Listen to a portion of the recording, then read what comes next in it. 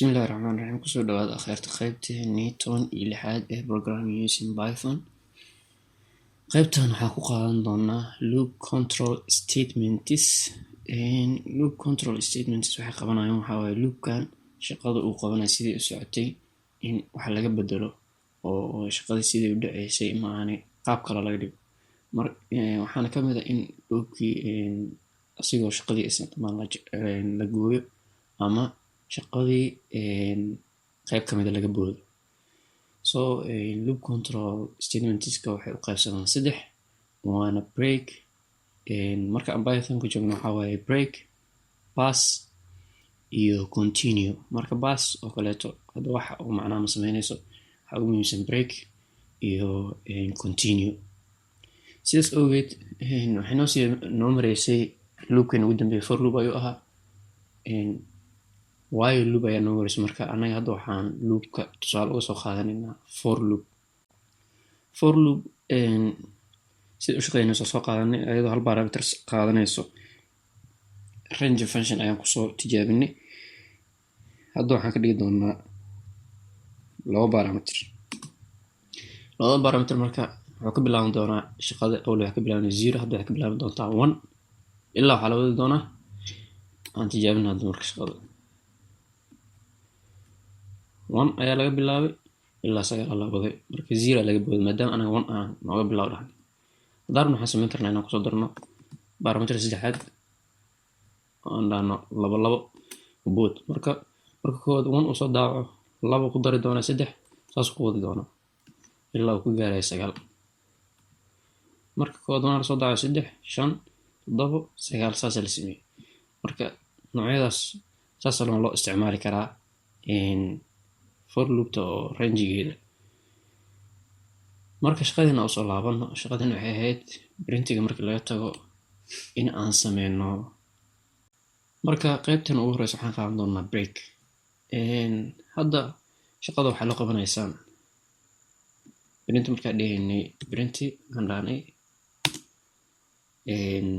I print I markaa dhahayd shaqada si loo qabanayo aan fiirino.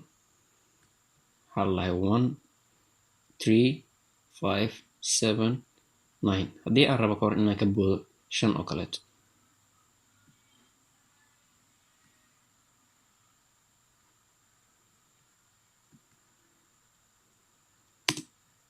waxaan sameyn doonaa inaan dhaho if condition aan isticmaali doona if I ay kula mid tahay 5 waxaa sameysaa marka ay la eg tahay 5 waxaan rabnaa inaan lasoo print karin marka waxaa leenahay continue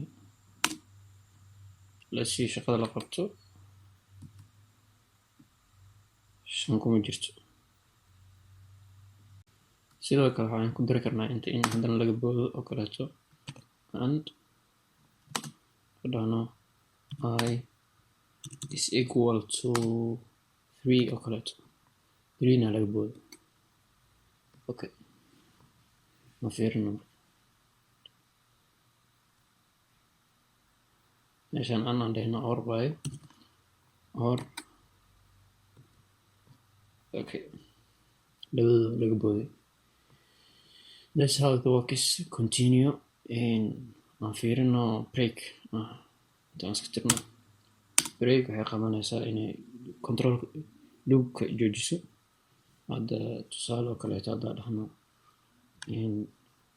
break soo daawi doona 1 iyo 3 waxaa lagu joojin doonaa 5.